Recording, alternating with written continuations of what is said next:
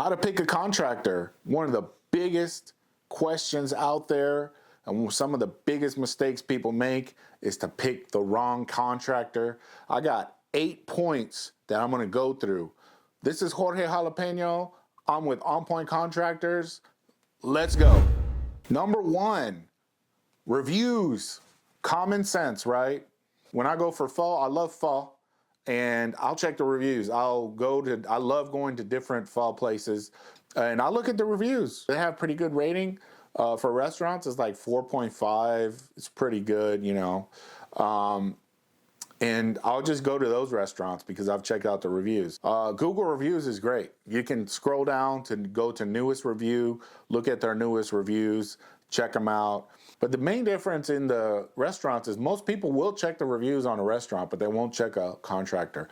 I don't get that. You're gonna lose way more money picking a bad contractor than you will bad sushi. So keep that in mind. Check out your Google reviews, the other reviews. Do your research. That's number 1. Let's go to the next one. Number 2, are they insured? That's a big deal. Are they insured? Insurance plays a big part in a company that's established. Most companies are going to have insurance. Some companies don't. And ask them, are you insured? If they say yes, that's okay, that's good, but that's not 100%. What you can do is ask them for a copy of their insurance, a current copy. They can easily email it to you, we can. And they can also put your address on the insurance, certificate of insurance. They can give it to you with your address on there. Really easy to do. We can do it, they can do it. Have insurance, please. Whatever company you're having, ask them if they have insurance. Plain and simple. It's going to protect you, your property, and it'll help. So make sure they have insurance. It's a good sign of a company. On to the next one. Number 3, social media. Do they have a social media presence? Come on, it's 2024. Come on now. You should have a social media presence. I'm sorry, even if you're a one-man show, have social media, please, so people can see what the heck you do, what's going on. Everybody has a Facebook. Why doesn't your business have a Facebook? That's a red flag if they don't have a Facebook. They should have pictures on there, comments. They should have projects on there, who they are, what they do, the different types of projects they do. So check out their social media, Instagram, Facebook, TikTok, LinkedIn. See if the head honcho has a LinkedIn. You can go check out my LinkedIn. And I know it seems kind of simple, but that's number 3, social media. Let's go to the next one. Number 4, are they experts in their field? Do they sound like they know what they're talking about? When you call them up or they call you back, is it just some person on the phone that doesn't sound interested? You know, that's a red flag. If they sound, kind of weird on the phone, or they sound like not interested, or they sound too busy for you, that's a big red flag. Ask them questions about the certain thing you're wanting. If you're wanting a house painted, if you're needing sod, if you're needing fence, if you're needing sprinklers or whatever, ask them detailed questions on the project. Like if you're getting your walls painted, I'm not a painter, I'm not an expert in painting, but I got questions. What is your process in painting? Do you just start painting, or do you clean the walls, or do you take the nails out and caulk and smooth it out? What if it has a certain texture to it, and I need you to fix this patch of wall? Are you going to match the texture? What kind of paint do you use? What's the warranty on this thing? And what's this and what's that? Ask them questions. Do they sound like experts? Can they answer all your questions? Can they get into details? If they're not getting into the details, they're not telling you much. I'm just gonna paint it. I'm not sure what kind of paint I use. Do they seem like experts? Do they sound like experts? Now, people can fake it, but ask them questions, ask detailed questions about the company. In your mind, Is this guy an expert in his field? Is he properly trained?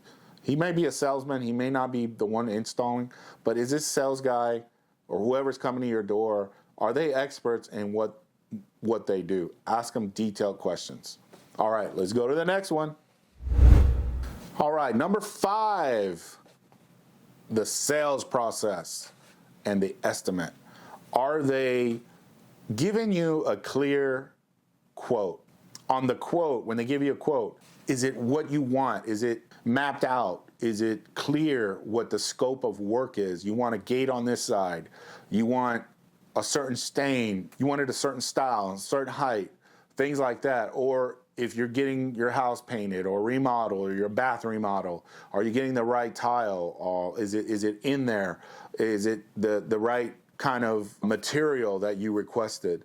Well, what kind of material? Because all kinds of places sell the same material. You got to ask these questions. Look at it. Look at your invoice and just see what it actually says. Look at the scope of work. Look at the details. Be sure it's nice and clear and concise and exactly what you want and what you expect. Look at the quote. We put maps on our quotes. We put videos on our quotes. We put exact scope of work on our quotes. So the customer knows exactly where they're going, because you want to avoid confusion. If you get a quote and there's just scribbles on it and there's a couple of writings on it and it's not very detailed, that's a red flag on the quote. Before we move on to number 6, we're going to add a little bit to number 5. 811, are you familiar with 811 Dig? Basically, it's a free service that contractors use. It's from the state. It's called 811 Dig. And basically, they mark your utility lines for the gas line, electric, fiber optic, things like that. So when someone's digging in your lawn, they don't hit those lines. And this ensures us that we don't hit those lines. Sometimes there's gas lines right by that fence, and we got to make sure those are marked. So be sure that's on the quote. Another thing to look out for was uniforms. So, of course, I have a uniform. That's great. There are some companies that suck that have uniforms. But it is a good indicator of a company that's investing in itself, which is great. So those are things to look out for on number 5. Let's go ahead and move on to number 6. Just 1 second. I want to take a quick break. If you can, subscribe, like, share this video. It'll help people understand on how to pick a contractor. And keep watching our videos. We got all kinds of new videos coming out. Check us out, subscribe. I'm excited about this. And number 6 is going to be, do they have a project manager? What is a project manager? A project manager is someone that manages the project. It's kind of simple, but basically what a project manager does, he makes sure all the materials are correct. He looks at the order. He looks at the maps. He looks at all the notes from the sales. He makes sure everything's matching, nothing's missing. He keeps up with the sales. He keeps up with the salesperson, keeps up with the customer. He lets the customer know when 811's coming. He lets them know when our installer is coming, when to expect the job to be finished. He'll call in between the work. He'll go over there a lot of times and look at the job site. He'll do a quality check that he has. He'll check off the quality checks. On our company, we're doing sod, fence, and sprinklers, so he'll do his quality checks. Are they, are the things being installed correctly? He's looking at, if there's any errors that need to be fixed. He's the project manager. He's taking care of you, of your job, of your project, to make sure everything goes smooth. So if you come across a company, ask them, do you have a project manager? And a lot of companies in our industry, in the construction industry and landscaping and things like that, some of them don't have them. But if they do have one, it's just, like I said, it's a great sign that the company is investing in you. A project manager doesn't really produce sales or anything like that, but he ensures that your project is going to be done correctly. And that's important to us because if your project is getting done on time, it's quality, and you're happy, that means if you're happy, that means we'll get great reviews, you'll talk about us, you'll recommend us, and you'll trust us. So again, number 6, do they have a project manager? A great sign. It's a great sign for a company. Let's go to number 7. Number 7, are the employees background checked? Our employees are background checked. We background everybody that works for us. You get a background check.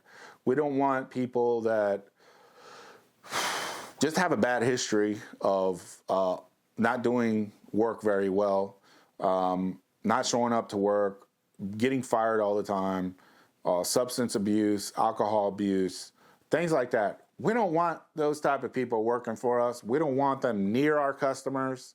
We don't want them near anything we do. So we do a background check. Not only that, but everybody we hire has to go through some tests that we do through email, and just interviewing them. You know, we build up, can they return the correct email? Can they show up on this day for this interview? Then we do, the background check. We do drug test, random drug test. So those things are important, and you can ask about that. And I think that's a good thing. And it keeps our customers safe, and it keeps our company safe. So yeah, number 7 is, are the employees background checked? Let's go to the last one. Let's close this out. Number 8. Number 8, types of contractors. What to look out for in types of contractors. What type of contractors are out there? So as you know, we're in Texas. There's all kinds of people that want to be a contractor. When I say contractor, somebody that comes to your home or business and fixes something or installs something. That's a contractor to me. There's several types of contractors. There's the one-man show, and I'm not trying to degrade any of these, but I'm just telling you what type of contractors there are, because each one of these categories have great people in them, and you can find them. And usually, we'll go through that. So a one-man show is a guy in a truck and sometimes a bike. He shows up in his bike and some 2x4s and things. He wants to fix your whatever.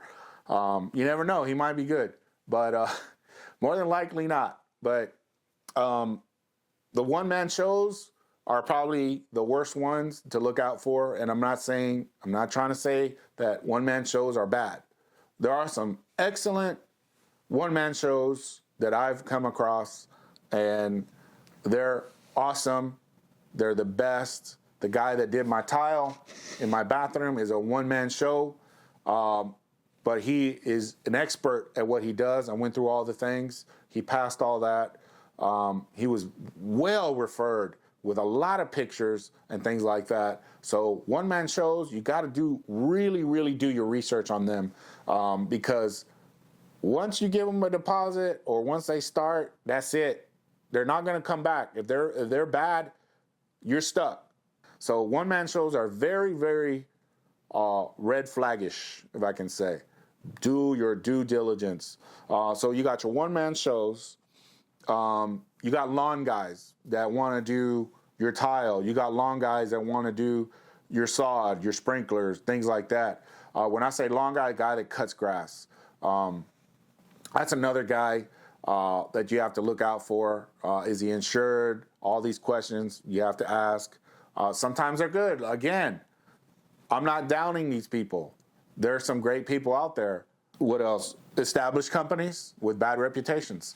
They have the uniform, they have this, they have that. Again, do all your checks and balances. If you do all those checks I told you, you should be able to weed those companies out. Those companies that are established, weed them out. They're established, but they have financial issues. They're going check to check, and they're rushing through your job. They're just horrible at what they do. You didn't check their reviews, but they seemed nice and things like that, but you didn't check their reviews. You didn't do your due diligence, and now you're stuck with a bad shower install. You got a bad plumbing, bad fence is falling down now. They tricked you on things and you fell for it. Don't do that. Don't fall for it. Do your due diligence. And then there's established companies that are local, small business, that are excellent, 5-star Google reviews, professional, they got uniform, they fit all those things, they check off all those marks. Those are the companies you want to go with. You will pay more. You will pay more for an established 5-star company that matches all those things because, number one, they have to maintain great employees. And to keep great employees, you have to pay them well. And you have to pay them well because they're excellent at what they do. And you have to raise the bar. We're raising the bar. We raise the bar at On Point. So those companies are going to charge more, but you look at the risk factors. Should I hire my lawn guy to build my 8-foot board-on-board fence that's 300 feet with a sliding gate that needs to be welded and a motor installed? My lawn guy that cuts my grass, or I'm going to go to this company that's well established. They got great reviews. They got a great reputation. They fit all those marks. They check off all those marks. Which one am I going to, invest in? Which one I'm going to take the chance on? You got to really think about that and be smart about it. Sometimes you may get lucky. I'm not saying that lawn guy can't do it. I'm not saying that. But the probability of him being able to do what an established 5-star, what I call 5-star company does, is very low. There's just, and the time to get it done is going to be 3 weeks compared to 3 days. If, for example, we can build 200 feet of a sequoia fence, and if you want to know what sequoia fence, go to my website, onpointdfw.com. We can build a sequoia fence in 200 feet within 2.5 days. To 2 days. It just depends. About 2.5 to 3 days. Something like that. That's pretty quick for a big fence like that. So look out for that. Again, we can go. And then there's the big companies, the big corporation companies. Those are hit and miss. Do your research on those. When I say that, they're part of a big network, corporation. They got all kinds of money. And they franchise things out. You have to look out for those too. They seem like a local company. They may be local, but they're part of a big corporation, which is okay. That's fine. As long as they meet all those things that I was talking about, you should be good to go. So again, you got your one-man shows. You got your handyman, which is a one-man show, your one-offs, lawn guys. You got your established companies, 5-star companies, local. And then you got the big corporations. One thing I didn't cover is relatives. Your relatives. Sometimes you think your cousin can build your fence as well as another company. And sometimes they can. Don't get me wrong. I'm not. But the probability of that, drops. If you're going to get your nephew to do it. Well, that's okay. It's a learning process, right? Hey, I want my nephew to get out there and build 400 feet of my sequoia fence. That's okay to do. That's okay. But again, if you want a professional job done and you want it done in a fast, professional manner with a company that has insurance, that has a social footprint, that is well established, has a great reputation, go with that company. And that's my 8 points of how to choose a company. Thanks for watching. That was 8 steps, 8 things to look out for when picking a contractor. So now the responsibility is in your lap. How to pick a contractor, what to look out for, what to do, what not to do. It's all there. And I'm going to do more videos on this video, expanding more on each point maybe adding some more things that I skipped. But those are basic things to look out for. This is the basic video on how to pick a contractor. I'm going to do some detailed ones specifically for like fencing, things like that, that cover our what we do. But I hope you enjoyed it, and I'll see you on the next video.